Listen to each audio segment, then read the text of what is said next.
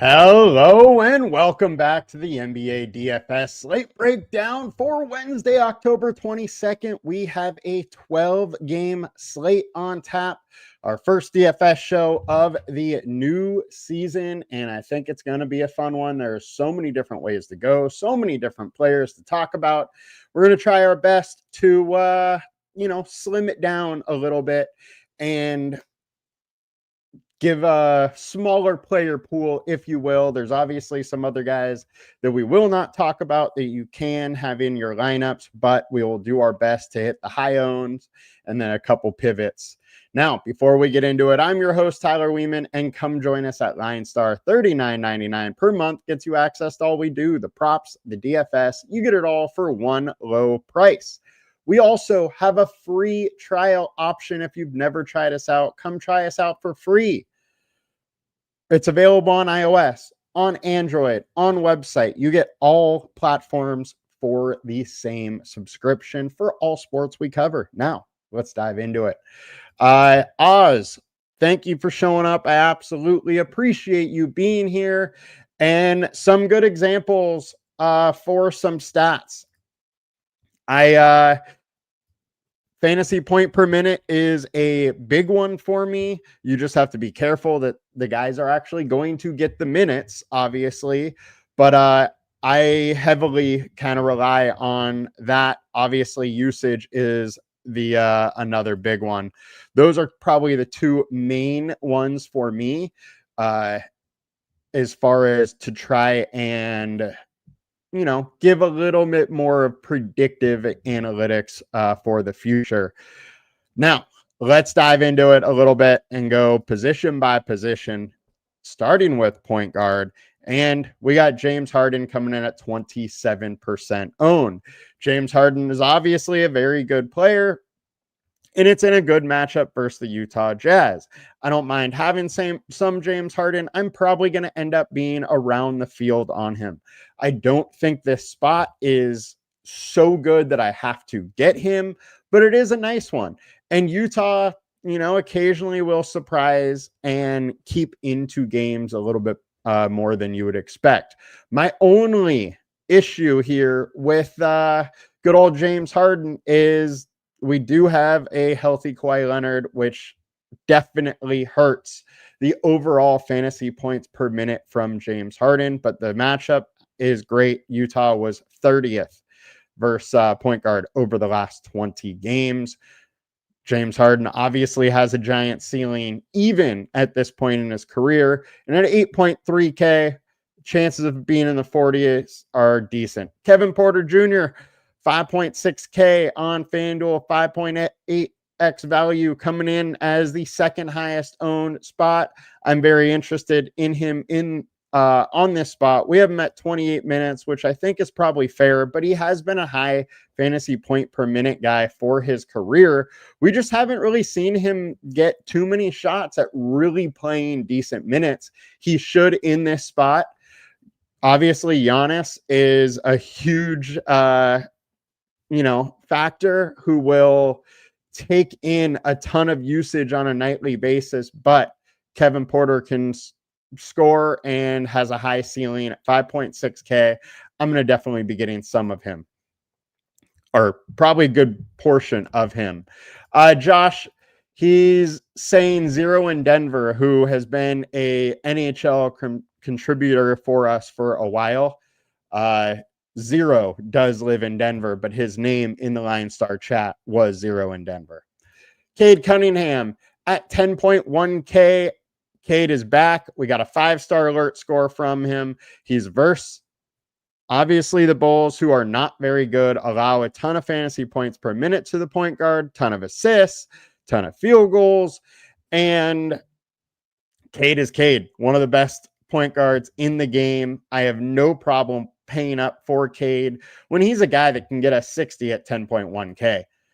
And let's get into some pivots. Peyton Pritchard, 5.5K. I do think it's going to be interesting how they use him. We have him at 32 projected minutes. When he has started, he's at 0.09 fantasy points per minute. And then we also have Jaylen Brown questionable. If Brown is out, this fantasy point per minute could be very, very solid. And versus 76ers team, we have a 4.5-star alert score. Absolutely interested in Pritchard.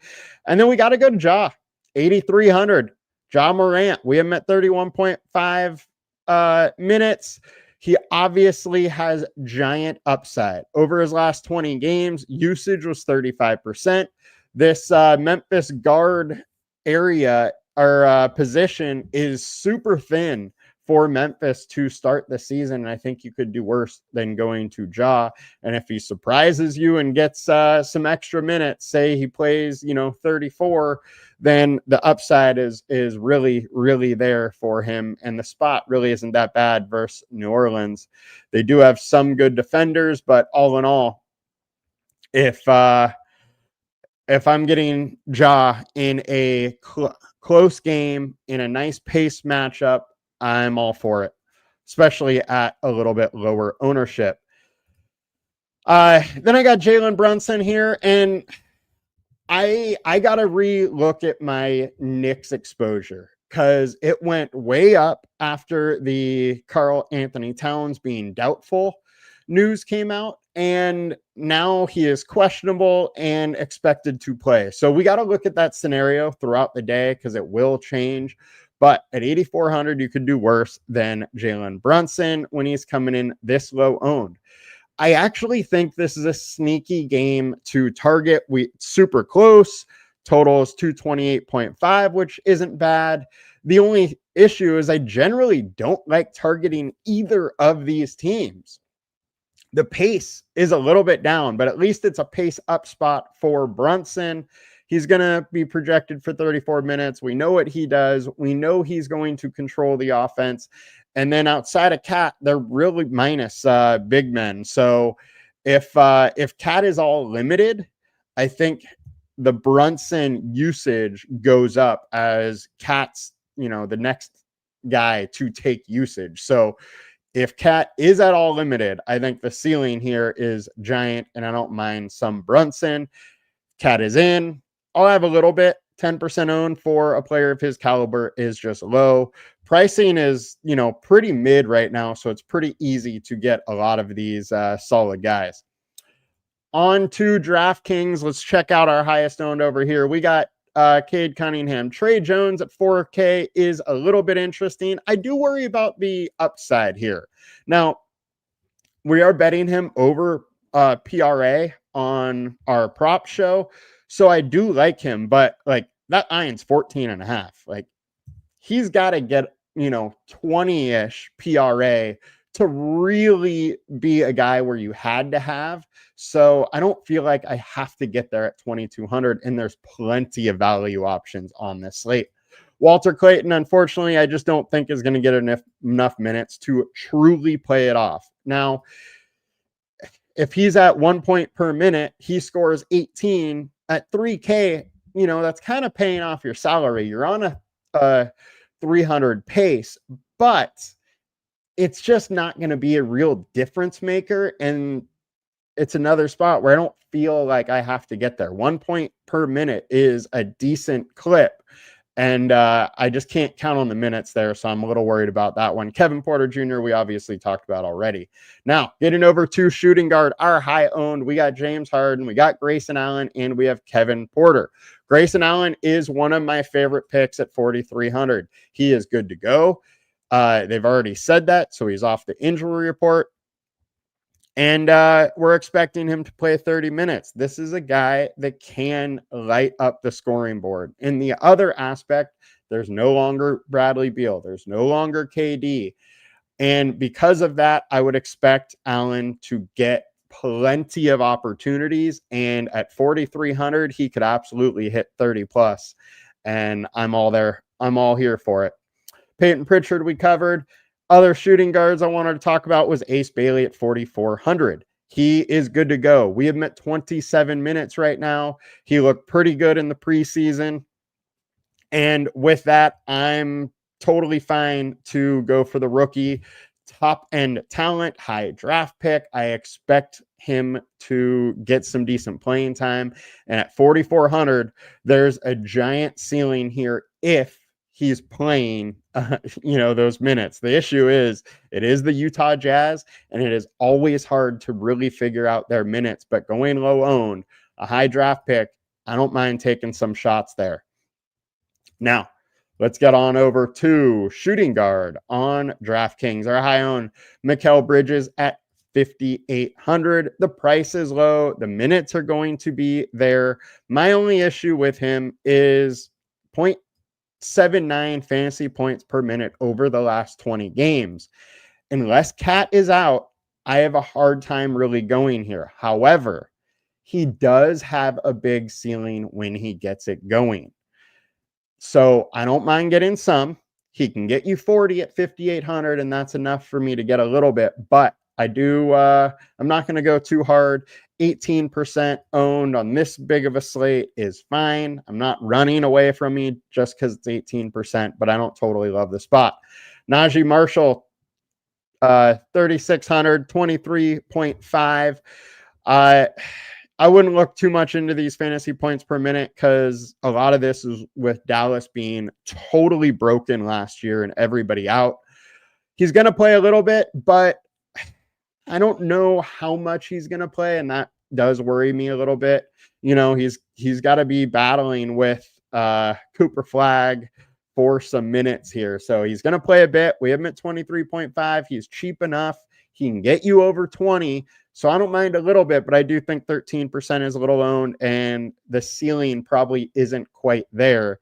We don't really necessarily need to get to these different guys today because there's so much value on the slate.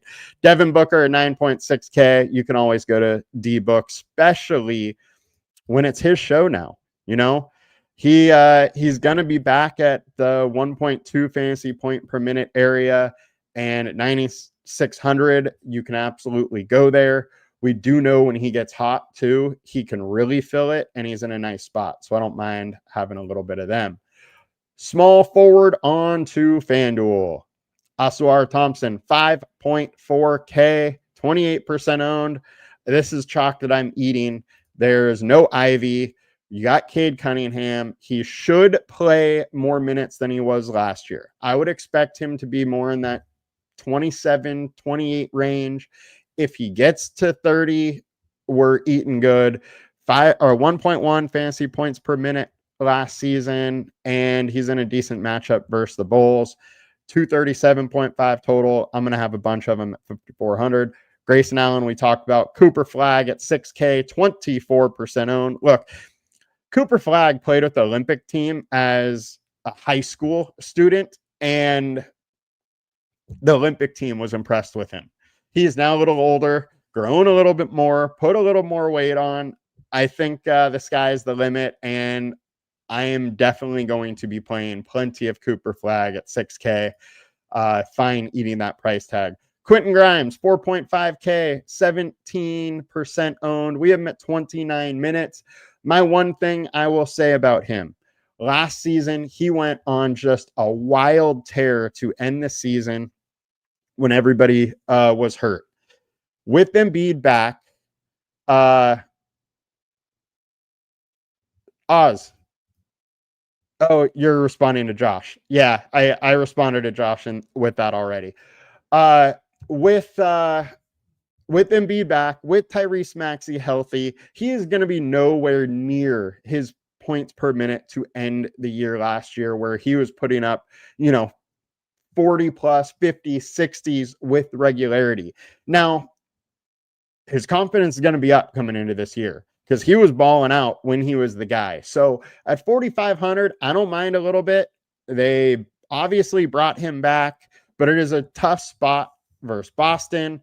Not quite as tough as it used to be, but it is still a decent spot. Projected minutes, 29, 4,500. You could do worse than taking a couple shots on him, but I don't totally love the spot. Now, pivot wise, we talked about everybody. So let's get over to DraftKings app. Small forward and our high owned. I have no idea what DraftKings is doing here. 3K for PJ Washington is just insane. Now, I get it. They got a lot of bigs, but we're still projecting him for a ton of minutes. And I mean, 0.9 or 1 fantasy point per minute guy. He plays 28 minutes at 3K. It's like you had to have him. So go ahead and just eat the chalk. He's going to be way higher owned than 29%, but that's fine. Zaire Williams, another one that is likely just priced incorrectly. The Charlotte Hornets team is not good, so it's a good matchup, but only, probably a lot less minutes. So I don't love that the Zaire one. I would just way rather get to PJ Washington. OG Anunoby, Gershon. If anything's going on with Cat where he's limited or doesn't play, Gershon is, a slam because he'll get tons of minutes. They really don't have much after him, power forward wise. So that's fine. OG, I'm okay having a little bit, but with Cat there, I don't love the upside. He can make it happen in any type of game, though, so I don't mind a little bit. Yeah, let's get on over to power forward on FanDuel.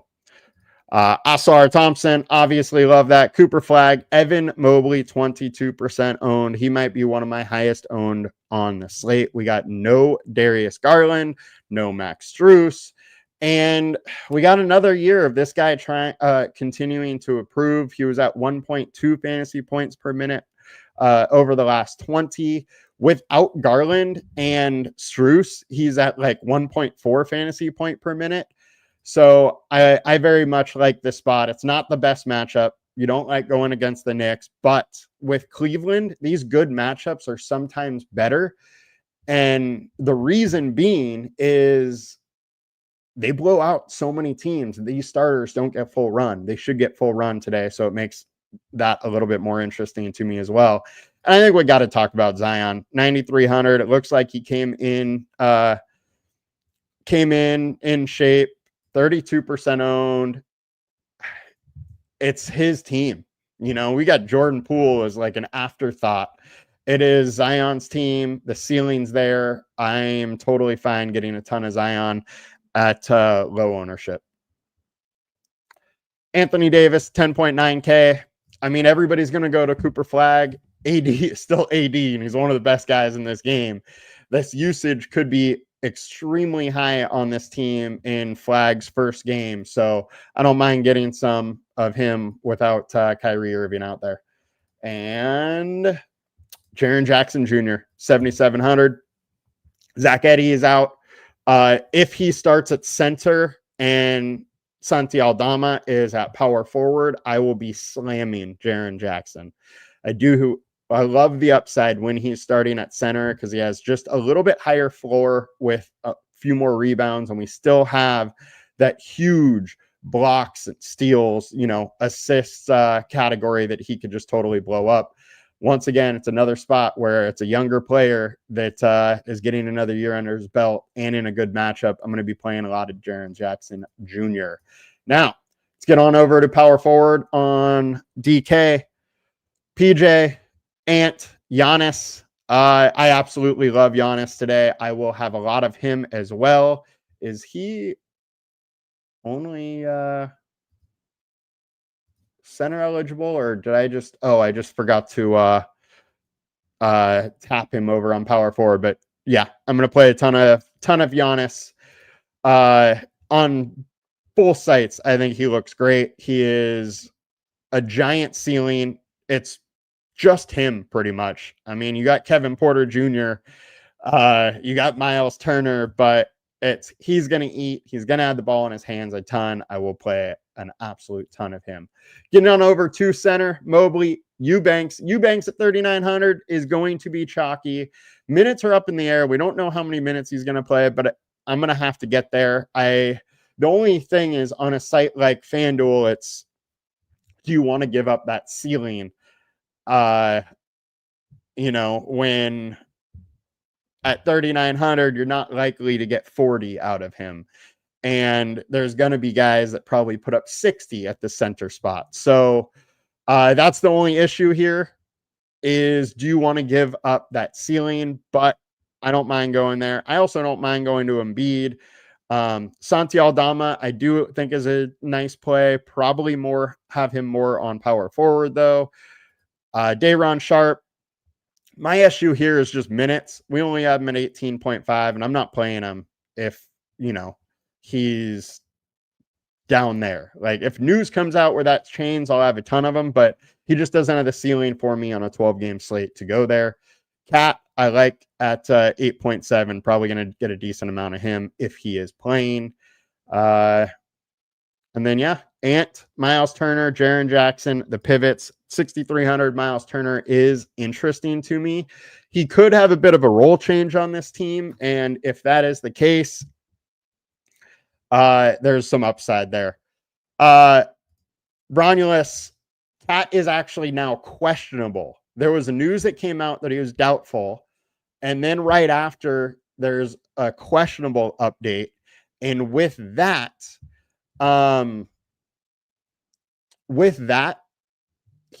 there's also a note saying that he is expected to play. So we've seen some differing opinions here.